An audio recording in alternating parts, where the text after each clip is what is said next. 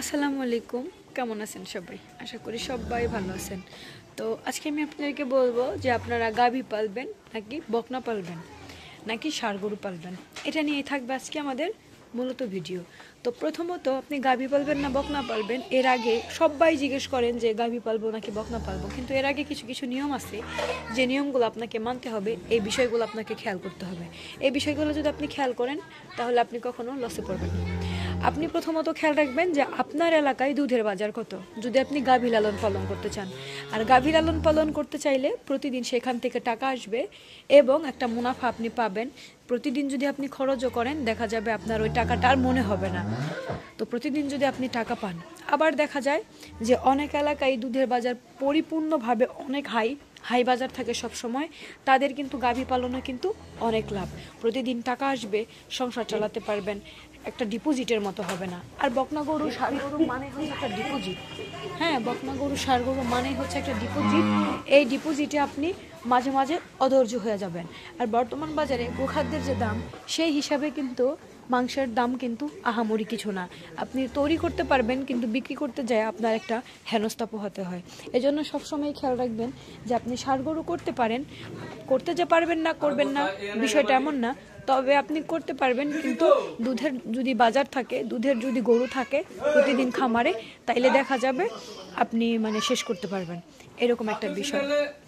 হ্যাঁ, তো আবার আপনি করবেন একটা থাকতে পারে যে আপনি বকনা পালবেন না। হ্যাঁ, আপনি বকনা পালবেন যখন দেখবেন খামারে দু একটা গাভী আছে, প্রতিদিন সেটার থেকে দুধ আসতেছে।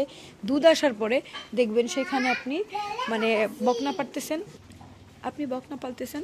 বকনা লালন পালন করার পরে বছর শেষে কি হবে, দেখা যাবে এই গাভীটারই দুধ খাইয়ে যে অবশিষ্ট যে খাবার, আহামরি যত্ন না দিয়ে মোটামুটি ঘাসের চাহিদা পূরণ করে আপনি সেই গরুটাকে বড় করে ফেলছেন। বছর শেষে গরুটা বাচ্চা দিবে, ভালো একটা বাচ্চা আসবে, পার্সেন্টেজের বাচ্চা আসবে, দেখা যাবে যে আপনি এখান থেকে জাত উন্নত করতে পারবেন। আবার দেখা যাবে যদি ষাঁড় বাচ্চা রাখেন, যে গাভীটার থেকে বাচ্চা হয়, ষাঁড় হলে সেটা লালন পালন করবেন, বকনা হলে সেটাকে জাতমান বাড়াবেন। আবার দেখা যাবে যে অনেক সময় আবার ভালো ভালো বাচ্চা আসে, সে ভালো ভালো বাচ্চাগুলোকে আমার মতো গাভী বানাবেন। এগুলো হচ্ছে আমার খুব হাই কোয়ালিটির বাচ্চা, আমি এগুলোর থেকে গাভী বানাবো। তো এই যে হিসাব কিতাবগুলো আছে, এই হিসাবগুলো আপনাকে মেনে চলতে হবে। হ্যাঁ, তো এই জিনিসগুলো যদি আপনি মানেন, দুধের বাজার ভালো থাকলে গাভী লালন পালন করবেন এবং প্রতিটা খামারে একটা দুটা করে গাভী গরু রাখাটা উচিত।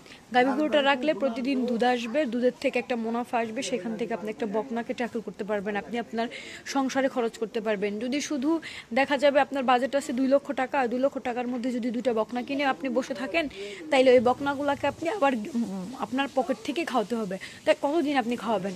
একটা বকনা মা হতে প্রায় আপনার দেখা যায় 1 বছর সময় লেগে যায়। তো 1 বছর সময় যদি বকনাটা মা হতে লেগে যায়, তাইলে দেখা যাবে যে আপনি ওইখানেই হয়ে যাবেন। এখানে দিয়ে দেন কাকা, ওটাই দিবেন, এটাও কিন্তু দিয়েন। তো এই যে এখন হচ্ছে আমার সন্ধ্যার টাইম, খামারে যে গাভীগুলো আছে সবগুলোই হচ্ছে খাবার খাচ্ছে, এখন হচ্ছে ওদের খাবারের টাইম। তো আশা করি আমার ভিডিওতে আপনার ক্লিয়ার, এবং গরুকে পর্যাপ্ত পরিমাণ ঘাসের চাহিদা মেটানোর চেষ্টা করবেন, এবং সেই সাথে গরুকে পারলে সাইলেজ দিবেন, তবে সেটা যেন সঠিক হয়, যেন সেটাকে ভুট্টা সহ বাদি সহ যেন দেয়। অনেকে তো মুনাফার জন্য তো যা ইচ্ছে তা করে ফেলে, এই দিকে একটু নজর রাখবেন। তো সবাই ভালো থাকেন, সুস্থ থাকেন। আবার নেক্সট চলে আসবো আপনাদের মাঝে কোনো আপডেট নিয়ে এবং তথ্যমূলক কিছু নিয়ে। যদি ভিডিওটি ভালো লেগে থাকে অবশ্যই শেয়ার করে দিবেন, এবং যদি ভিডিওটিতে যদি আপনাদের কোনো খামারে কোনো প্রবলেম থাকে কমেন্ট করে জানিয়ে যাবেন, সেই কমেন্ট অনুযায়ী আমি ভিডিও তৈরি করব। তো এই ছিল আমাদের আজকের ভিডিও। আল্লাহ হাফেজ।